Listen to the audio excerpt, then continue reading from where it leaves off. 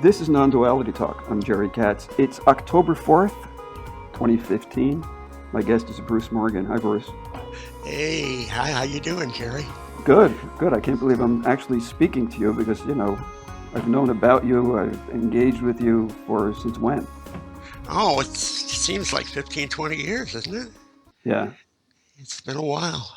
When did you first go online talking about non-duality and stuff?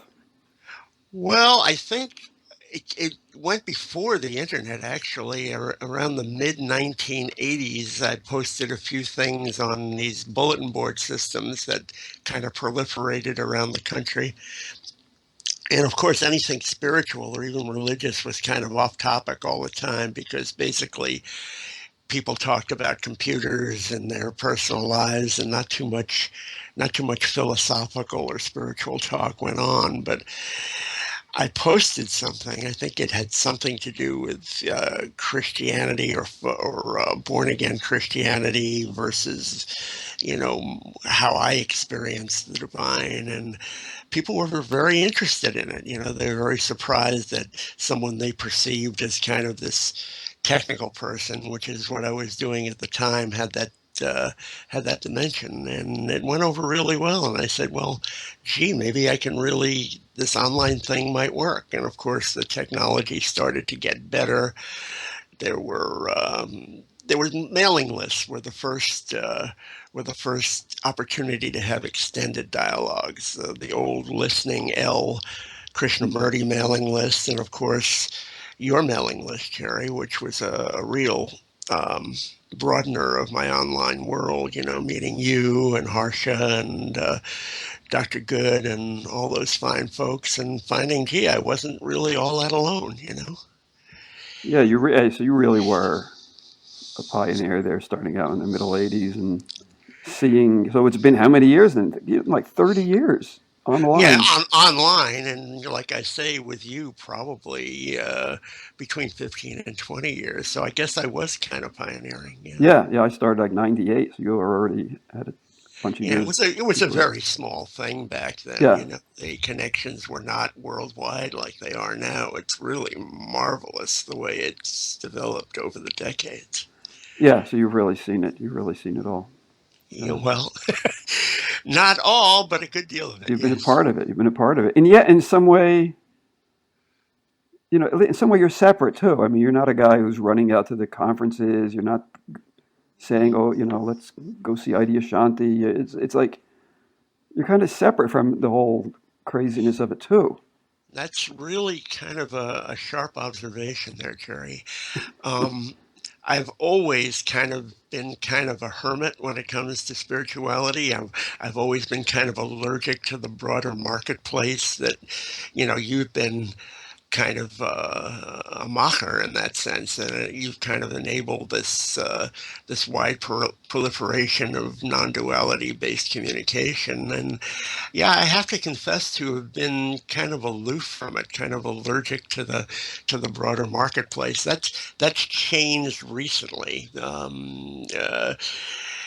My girlfriend Nicole has been a big part of that, and saying, why are you hiding in the cave? You're every bit as clear and knowledgeable as these famous guys. Why aren't you out there doing it? And she just kind of held my hand in that respect, saying, don't pointing out that basically deliberate humility is kind of an egoic thing too. Trying to my aloofness and standing above everything was kind of my ego saying, I'm I'm beyond all these commercial people that want to be on Oprah and all that, and my clarity is purer than thou. And she's right. There's no reason I shouldn't be more out there, and I'm kind of dipping my toe in the water, finally having a public figure Facebook page in addition to my personal account, and we'll see where it goes from there. And you have a collection of writings online. I don't have the URL.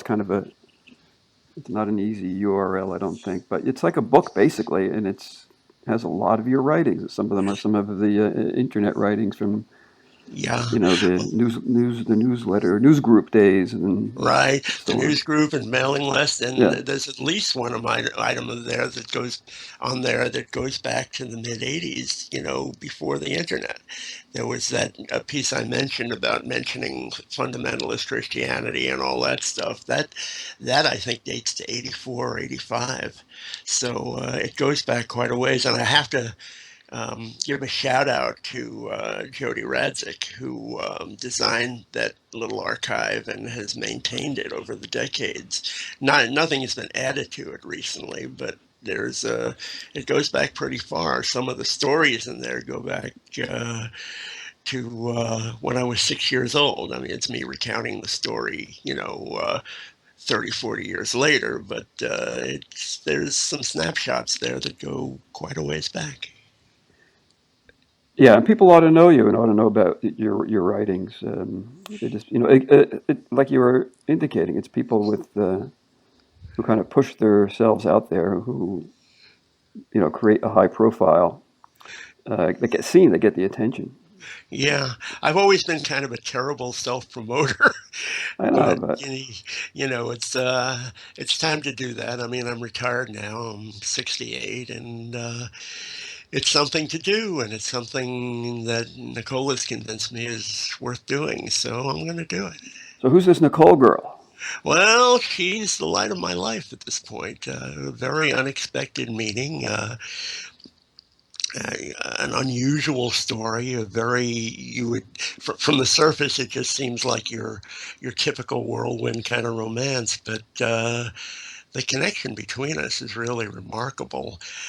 Just to provide some context, like you, Jerry, I'm a widower, and I was Yeah, faithfully married for over 30 years, and when my wife passed away, I figured that was it. I kind of retreated to my cave and, uh, kind of thought I'd have this. To put it one way, I was contemplating a life of contemplation. yeah, And, this sudden connection happened. And it was unlike anything I'd ever experienced before.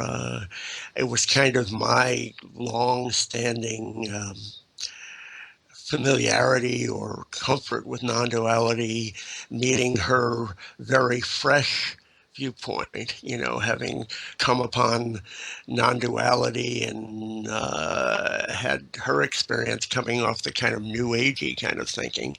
And she provided the energy, and I guess to a certain extent I provide the discernment and experience, and between us we connected just on a suddenly on a very I don't know, it's how do you describe it, a very broad and deep level, and it kind of changed my life overnight. yeah. Well, she must be an extraordinary person, I'm sure. Oh, Well, yeah, I sure see her that way. That's yeah. for sure. Now your wife passed away. It's been a few years. Oh yeah, 2011. Yeah, yeah, yeah. And So yeah, it's a pretty brutal thing to go through. yeah, well, you would certainly know. I kind of watch you go through that back in the day, and Yeah, it was like that for me too. It yeah. was being with someone as they die is something that stays with you. Hmm. And it was an interesting thing. It was of course it was like an earthquake. It was a tremendous upheaval, but at the same time it was natural and almost mundane too. It was very clearly part of the trajectory of life that these things happen, and I found myself very, very strenuously objecting to the term widower, which kind of seems to imply that I was the one who did the widowing, Yeah, and that was not the case, but.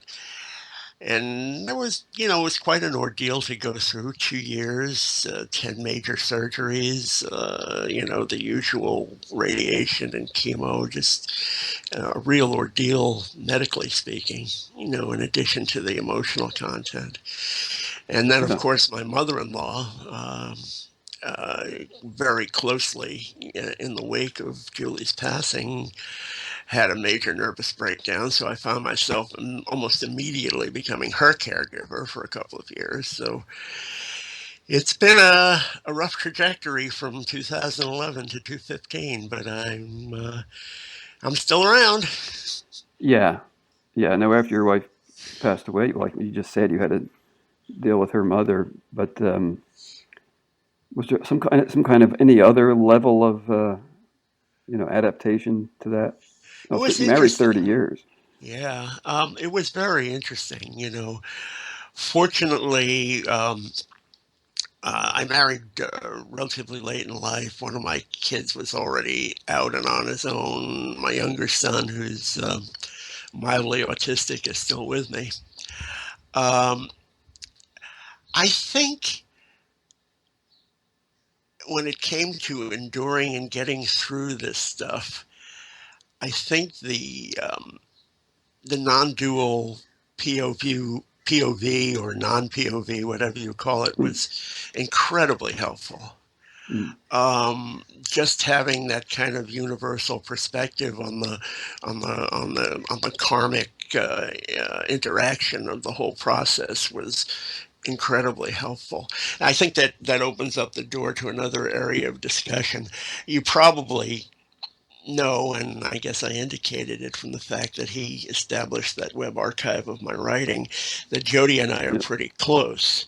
And Jody's claim to fame in spiritual circles is basically as being one of the great guru busters, one of the great skeptics of organized satsangs and, famous authors and cult oriented kind of conclaves. yeah. And he generally says, well, when you boil it down, non-dual awareness is ordinary awareness. I mean, there really is no difference, and I mostly agree with that. I think it's there's nothing, there's no remarkable powers or charismatic events that are necessarily associated with it. I think the greatest gift of what you would term a non-dual awakening or realization is perceptual and ethical clarity. I think that really helped me in navigating through these life crises, in that I wasn't contemplating options that weren't there.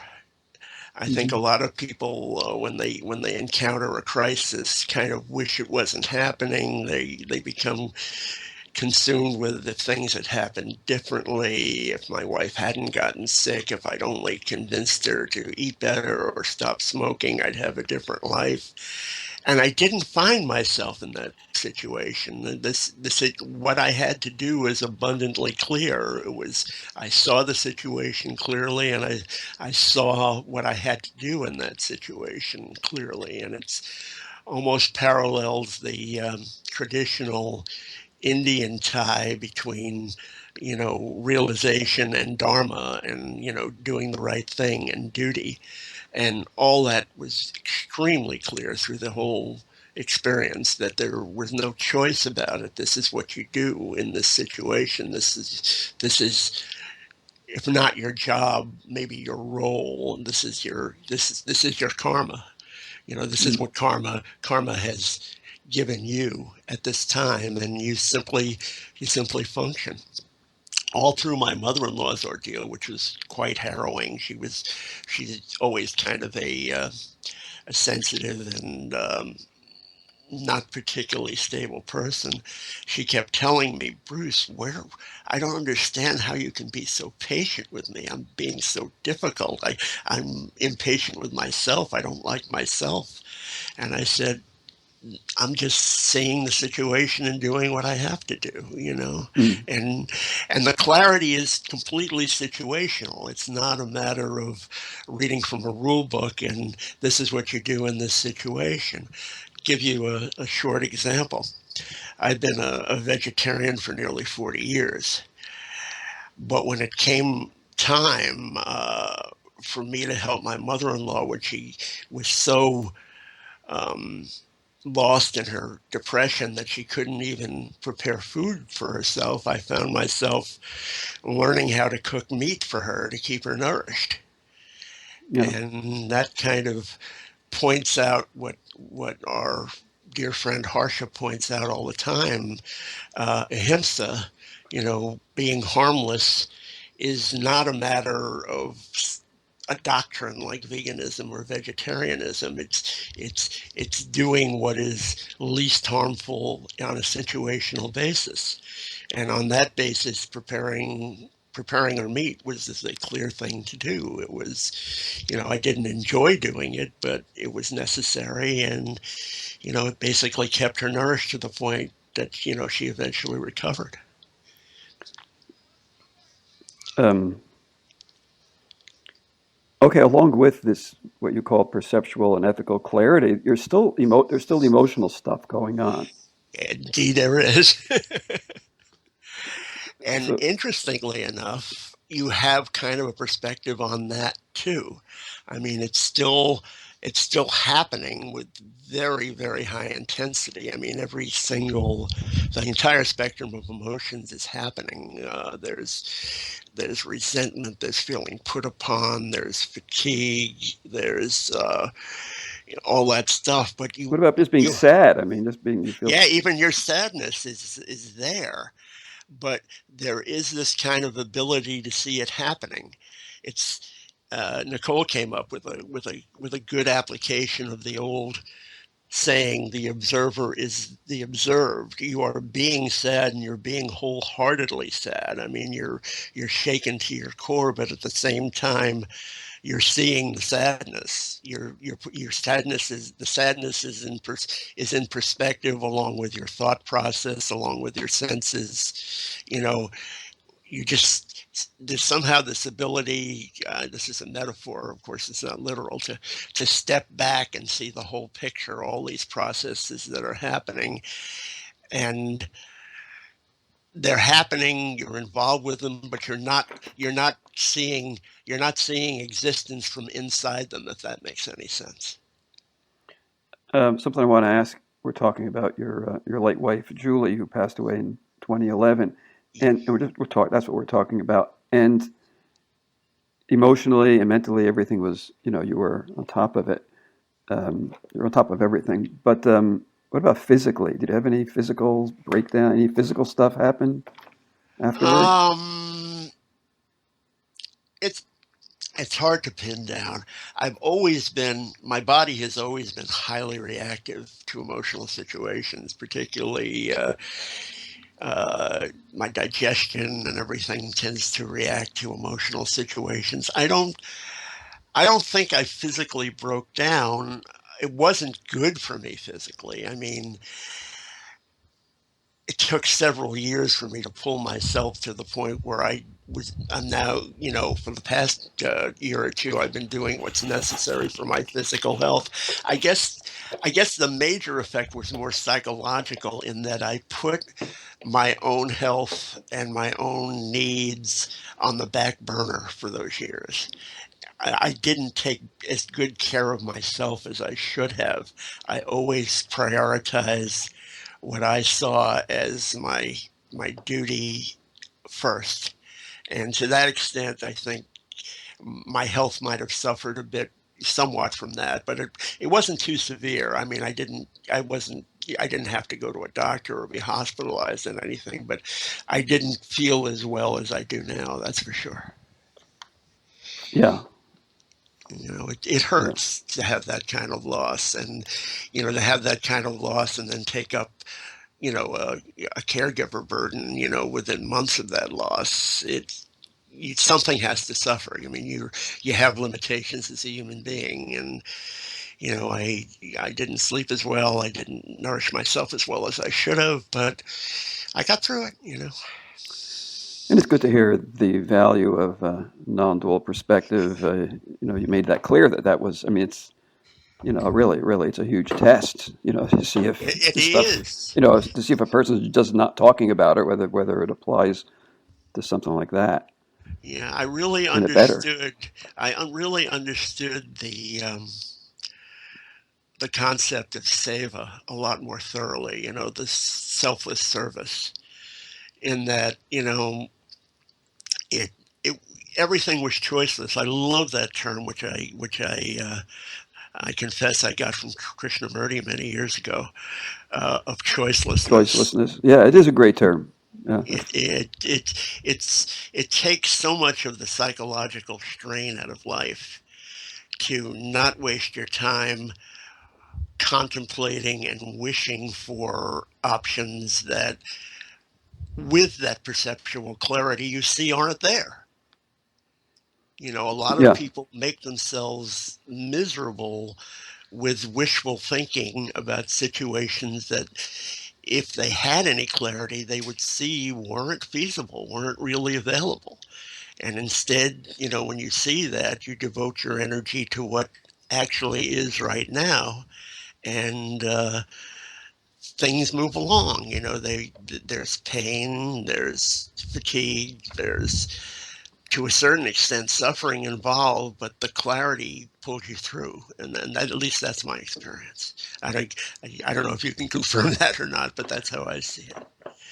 and how much is choiceless? I mean, a lot of things are choiceless as far as your physical body and stuff like Mm-hmm. that. I mean, but Yeah, and that it's there's like there's there's a dimension of ethical choicelessness too, which comes back to, the concept of seva. When you're in a certain position, you see there is no choice but to serve, and you serve, and the experience of service is gratifying in a way that, for the most part, seems to bypass ego jollies. You feel um, ethically, I don't know if the right word is satisfied, or you feel like you've done the right thing. The whole philosophical concept of virtue is its own reward happens. There's gratitude. Found myself being grateful that I was in the position to help, if that makes any sense. yeah. And I can't explain why that is, but it seems to be a component of having that non-dual, non-perspective on everything that's happening. Well, yeah. I mean, you tend to live efficiently, so like why do stuff unless it's choiceless? I guess so. And I guess when you come down to it, everything is choiceless, because everything you do is the result of your life experiences and the proclivities of your particular physical body, which includes your brain. I mean, I discuss this pretty often with Nicole, who's a wonderful sounding board in that respect, is that when we consider our individuality, or at least the appearance of our individuality, um, it seems that mostly we're a bunch of meaningless quirks and preferences. I mean, I like to fiddle around with computers in my spare time. It sometimes frustrates me, it sometimes gratifies me, but I'm drawn to that activity. I don't know why. It doesn't serve a tremendous use in my life. If I was living strictly efficiently, to use your adverb there, I would go out and buy a refurbished computer and not fiddle around.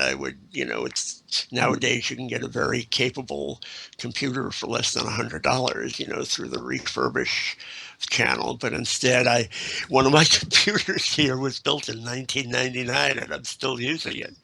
Uh, you know, uh, and So that's just a meaningless, not particularly useful quirk of my personality that I find enjoyment in that. But there's no reason not to let it play. Again, Yeah, from the perspective, some people, are inveterate watchers of football or soccer or something, and it's not a particularly meaningful activity, but you're drawn to it and some kind of enjoyment comes of it. There's no point fighting it. There's no point trying to get over it, unless it winds up interfering with the more dutiful aspects of your life, in which case there's conflict. There's a duality created there between the personal preference and the life duty and the more focused necessity, and that creates suffering. That's so if as long as you have those quirks in perspective, there's no reason not to give them room to play, you know. Yeah, and that's kind of a choiceless thing, letting these things play out so that you have something to do, basically, you know, Right. Like, that you doing like. doing a radio show, That's you almost the only reason I think I do this is to keep. What else am I going to do? You know, to keep my mind active. I got to read books, and I got to think, and I got to be on the ball, and yeah, and technical everybody has. aspect, and it keeps it's stimulating. Right, and I guess medical science has shown us that keeping yourself active mentally is good for your long-term mental health. It fends off dementia and similar dimensions of aging, which you and I have to start thinking about at our Maybe we're age. just doing this out of fear of getting Alzheimer's. Maybe that's the only reason this interview is happening. It could be. I'm trying to I'm afraid of dementia. You're afraid of dementia, so we're pretending we're avoiding it by pretending we're doing something. I don't know. And and it's basically harmless anyway, so why not indulge that? I don't know That's if it's a like a matter of vitamin. exactly. Well, with me, it's not really a matter of fear. I guess it also comes back to duty. I mean, I still have my son with me, and he's getting near 30, and he still has his major issues and things like that. So I'm still functional in his life, and I'd like to stay functional as long as possible. And I mentioned Nicole. She's in my life now, and that dictates a certain degree of interdependence. So it's both indulgent to our proclivities, but it's also useful in terms of serving those we love, to keep ourselves, to the extent we can, healthy and functional. Yeah, that's well put. Yeah. Yeah. So there it is, the real life relevance of the non-dual perspective or awareness or awakening. It provides clarity on all these internal and interpersonal dynamics that are part of the human condition. I've Yeah. always thought that folks in general, tend to misunderstand transcendence in that, the Buddha was very clear that, life is suffering and that, suffering can be transcended. But suffering transcended doesn't mean suffering avoided. It means suffering endured in a way that doesn't incur unnecessary suffering, if you know what I mean. I mean, you can't avoid suffering from the loss of a loved one. That's part of the human condition. There's a famous story of the young Krishnamurti, becoming despondent on the loss of his younger brother. I mean, the sages are not immune to sorrow, to those aspects of the human condition, but I have to guess, because I'm not in anybody else's perceptual center, but I have to guess that having that non-dual perspective helped him endure that in a way that most folks could not, and that most folks would suffer tremendously more from the loss because they they lack that ability to see it in the context of existence as a whole, and I think that's a tremendous gift of non-dual awakening, and that in turn can become a gift to those around you. And And yeah, even if a lot of it's just intellectual, at least you can go there and get some relief if you're in yeah, a I guess so. situation of suffering. At least you can It's talk yourself. It can be talk yourself into something, a little bit of ease. Yeah, I think that's very similar to what religious people do when they resort to Bible verses, which is, whatever works. I mean, I don't judge In the people for moment, yeah, doing, you got to yeah, do something. whatever refuge you find. Certainly not in a position to disapprove of anyone doing that. I have an interesting relationship to books. I'm not the inveterate reader that so many other folks involved in non-duality and spiritual communities in general seem to be. I mean, I haven't consumed dozens upon dozens of books. Books have played an important part in my sequence in my You life. were always a big follower, or not necessarily a follower, but you were always interested in Krishnamurti. He played his writing played a very crucial role. It might be time to introduce my story now Yeah, I want to because hear about your story. Yeah, yeah. Okay, well let's. make it good. You're right. This is radio, right? We have to be descriptive. Uh, well, you could say it started at age 6, and I tell that story in a short piece on the website. Mm. Um, uh, like so many of us growing up as Jewish kids in New York, and I think you and I share that experience. Yeah. I was sent to Hebrew school fairly early. I think I started when I was in the first grade of public Oh, school. that's I early. started going, yeah, and I was 6 years old. And basically, at that point, they don't try and actually teach you Hebrew that young. They basically tell a lot of Bible stories. Hmm. And I have to tell you, some of those stories I was just appalled by. I I guess I was supposed to react with awe and reverence. I was absolutely repelled by many of the stories. I could not feel good about the firstborn of the Egyptians being killed by God.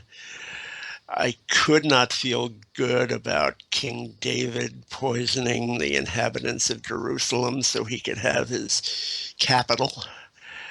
Um, the Bible's a very, very bloody book in many respects, the Old Testament particularly. And I found myself not wanting to have anything to do with that Old Testament God, that kind of whimsically brutal, vengeful, jealous God, thou shalt have no other gods before me, yada, yada, yada. Or at least it was presented to me that way. And my parents bought me, I don't know, you're a little younger than me, that might not have been around when you were young, but they bought me a comic book Bible Mm. that, that kind of depicted a I'm lot of these 66. things. There's only 2 years difference. So. Oh, okay. I thought you were much younger than me. Okay. You look great, Jerry. Uh, Thanks. anyway, um, yeah, I had the comic book Bible, and this illustrated some of those awful stories, and I became even more repelled. So the story I tell is, I was living in Levittown, Long Island, a typical New York suburb, similar to North Jersey, and I went out in my driveway on a summer evening. It was an uncharacteristically clear night. Clear nights are pretty rare in the New York area. Even back in the 1950s, that was true. Mm. And I looked up at the stars and I talked to God. I said, if you really are that guy, and of course, as a little boy, I pictured him as a guy.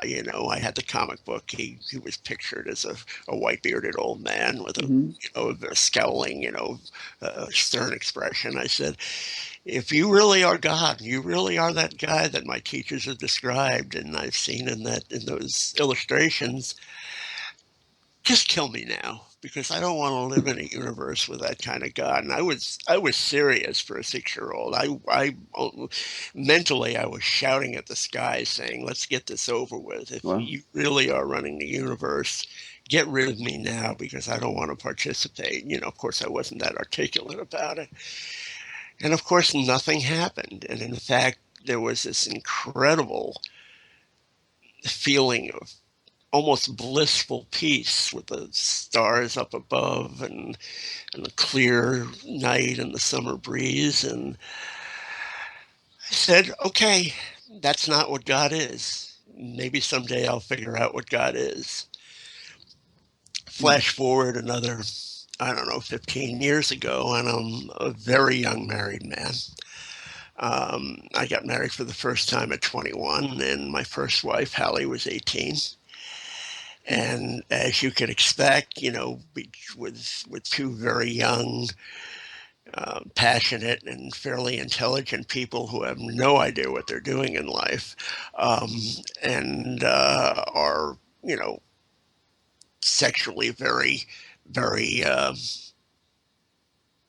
turned on in general, just very aglow with our own sexuality. It was a very, very rocky marriage. Yeah. She's highly intelligent, but very eccentric. We reconnected recently on Facebook. She's now like us in her mid 60s, and she still describes herself as crazy. Mm. But that doesn't negate her intelligence. She's a very, very bright and incidentally very pretty woman. So we had this tumultuous relationship, very strained, a lot of sexual tension, and we were peripherally aware of spirituality in that uh, we had gone into Queens and eaten at the vegetarian restaurant there, which I think was owned by this Sri Chinmoy community, and we Mm. were just barely aware of spirituality. Yeah. But I was a musician. I was basically giving guitar lessons and playing gigs to earn my part of our living. And I was, like many performers are, I was very egocentric. I was all about, my image and my performance and, how I came across to people. I was never a deliberate spiritual seeker. I had done no reading whatsoever at that point in my life. Ram Dass was just kind of a name I'd heard bandied about. We're talking circa 1970 or so. Yeah. And we did what many young people did at that time. We decided to buy some LSD and do LSD together, in hopes of maybe learning something about ourselves and each other, and maybe finding a new way of connection, or maybe just having an interesting drug experience. Who knows what our Mm. real motivations were when you're that young? Nothing of that nature is all that clear. So we did it, and it was an interesting experience. Unlike most folks, I didn't hallucinate at all on LSD. Yeah. There was a vibrancy to my senses, and I felt, very intense, intensely alive, I guess is one way to put it. Mm. And what happened, you know, acid trips go, you go through various phases. The only visual effect I remember is the famous dripping light bulb effect, nothing else. No monsters, no, as argumentative as we were with each other, neither of us turned into monsters in each other's eyes. That didn't work that way. But we did get into a knockdown, drag out ego battle. Mm. Over our looks, over, our intelligence, everything got mixed up into it. And Hallie had a blinding insight first, which immeasurably pissed me off. I mean, how dare she, her ego get ahead of my ego? And I agonized over this for what seemed like forever. And then suddenly, subjectively speaking, the whole universe opened up. I, yeah, the initial message was that, oh, wow, it's okay to be who I am physically, emotionally, sexually. What I am is all right. I didn't know the word choiceless then, but what hit me was that I had no choice about it, and that was fine. Mm-hmm. Now, in the immediate wake, coming down off the trip, naturally the ego comes back and takes control. And Hallie and I both decided that the big message of the trip was that it was okay to be egotistical and self-absorbed, and we should go through life and be joyfully, unconditionally into ourselves. Mm. And, obviously that was this is what happens, and this is not often depicted in stories of realizations that occur without drugs. But I think because of the suddenness and the lack of preparation or preconditioning or preparing the ground, I think it's very common for people who have those kind of breakthroughs under the influence of a psychedelic to really misinterpret the message of the awakening in that way. And I thoroughly misinterpreted it. On the other hand, Mm. I acquired a certain charisma that really affected my relationships with people. It affected the impression I gave to people as a performer. My experience of playing music changed, and briefly, I seemed to acquire some sort of CD involving healing. Hallie had complained that her back hurt, and I suddenly had the urge to say, something in my head say, touch her back and she'll feel better. So I touched her back, and she looked at me very surprised, kind of admitted she felt better, and said, "Don't you ever do that Yeah. again." And that was a lesson in that I later got underlined several years later when I was reading Ram Dass, that the um, the momentary appearance of remarkable abilities is something that you walk away from. It's not something that you indulge, because it's a major pitfall. So I never did anything like that again. Yeah. Now, Hallie and I did another acid trip that was absolutely useless. The only message of that trip is there's no point taking LSD anymore, and I haven't taken any psychedelics since in the 40 some odd years since then. Well, God, it's almost 50 years. Mm. So that was the message of the second trip: no more psychedelics. Well, the one trip taught you something. Gave Yeah, you it was very, very useful. I mean, an interesting I perspective. right, suddenly I was aware of what all these spiritual people were talking about.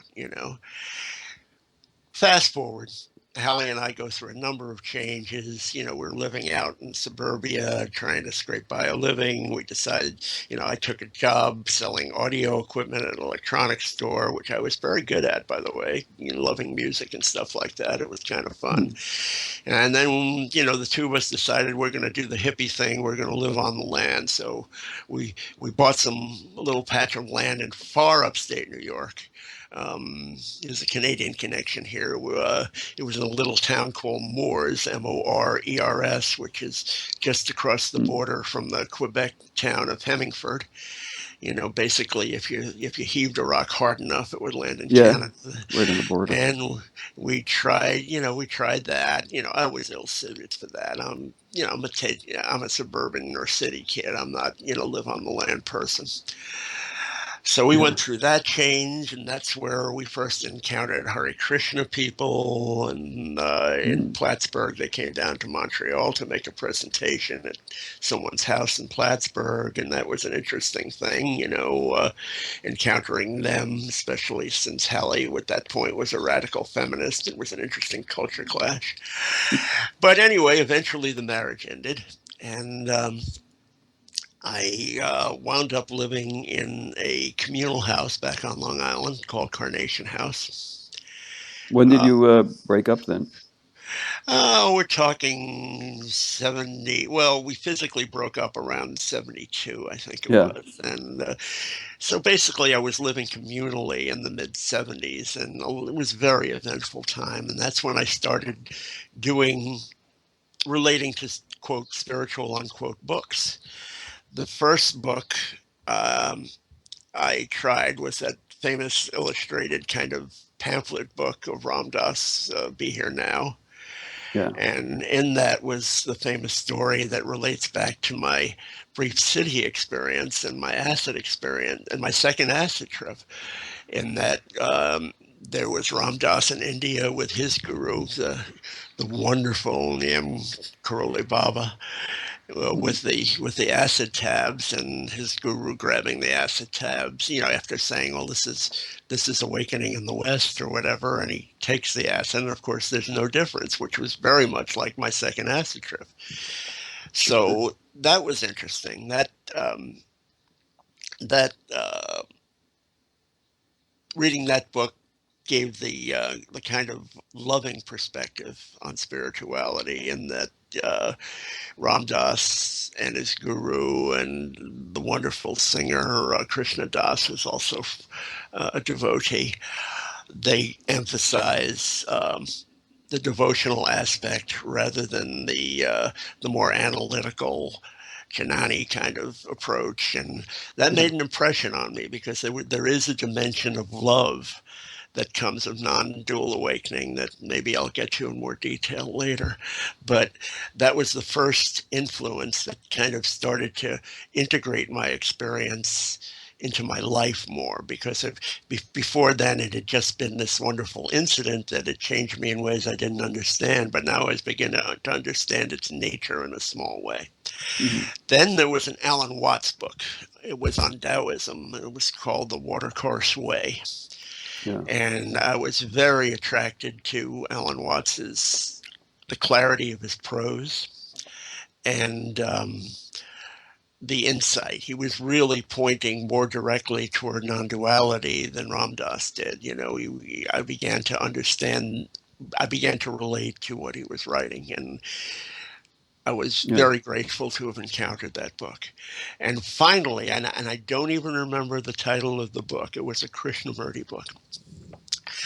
I'm reading it, and I was getting what he was saying when he was talking philosophically, when he was lecturing and having dialogues with people. All of that was wonderful. But what really got to me was a descriptive passage.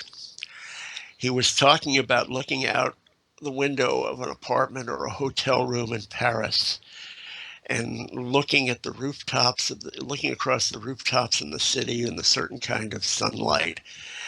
And the way he described it, and the way he ended that passage by calling that whole scenario, that whole experience, a great meditation, just completely got to me. I said, that's it. That's what it is. It's this experience. You can describe it as an experience after the fact, but while it's happening, it's not an experience because you're seeing it with such vividness that there's no labeling going on. It's just the sheer senses. The observer has become the observed. The observer is no longer there. It is just the observed happening. And that just connected immediately. I said, okay, this guy is talking about exactly how I felt. And not only was he talking about exactly how I felt, reading it just brought me to that label free place of perception immediately. And I said, OMG, in a sense, that's what happened to me. Oh, Suddenly I was living an unlabeled life. I was existing purely as existence without the moderator, the commentator there. And at that point, that was that began the real integration point. That was in the mid 70s, and by the early 80s, I had been living with that and as that, and it's an on and off thing because you have to participate in regular old life. I mean, but by the mid 80s, after I'd remarried in 78, I'd or in 79 rather, I felt confident enough in that integration process that I began to feel like I could write about it or speak about it, and so like that's Krishna basically, yeah. Go ahead. and Krishnamurti, then it's like you had a personal experience at age 6, really, looking up at the stars and all. Yeah, And then it kind of came back. It sounds like with the LSD experience, then you didn't, that was a different, that was more, that was egoic, and it gave you a new look at yourself as an egoic individual. But right. then with Krishnamurti, then you had another experience. It was Yeah, experiential. It wasn't just the the great writing of Watts, or Yeah, you getting yeah, around? it was a trigger. All these things are kind of catalysts, if you know what I mean. I mean, even those awful things my Hebrew school teachers told me about, but in the Bible stories, and that terrible argument I had with Hallie, they were all the guru, if you know what I mean.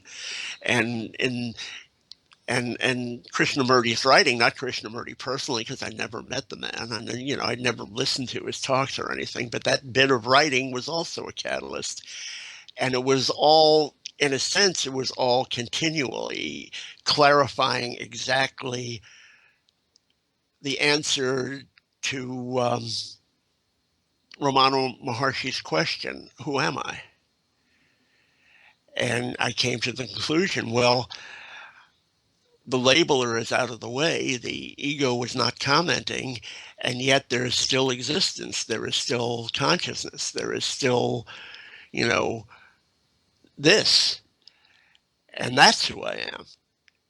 The ego Hmm. is just, with further perspective, the ego is just part of that, but I am not that. I am in the world, but not of it, to use the Christian parlance, if you know what I mean. While you had a lot of catalysts, it Yeah, seemed I like did. the Krishnamurti, the kind of Yeah, that aesthetic moment where where he described his state, I guess, as meditation.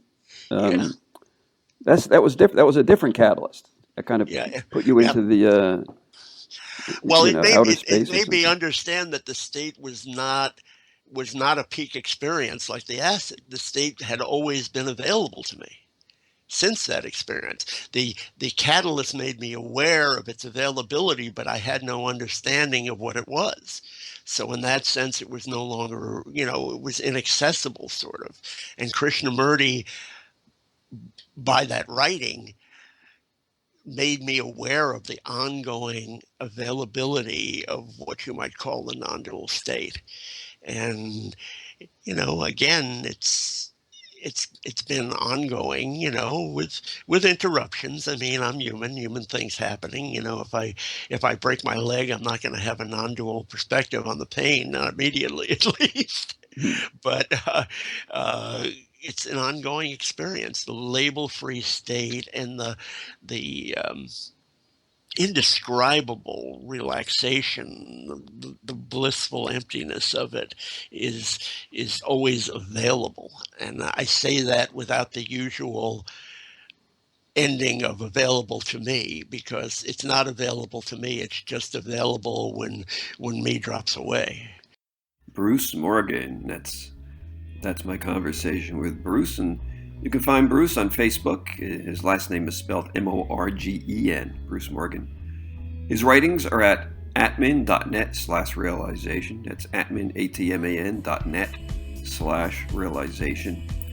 I really appreciated this talk, just about realities of living and living from the non-dual view. And Bruce is so fresh. I think part of it is that he's not promoting anything, and at the same time, he has such deep roots in non-duality culture. I mean, he's been talking about it on the internet since the 80s, during the bulletin board days, and he was very active in Non-Duality Salon, which was the first independent non-duality forum. Independent meaning it didn't circle around any teacher or teaching or anything, just people talking.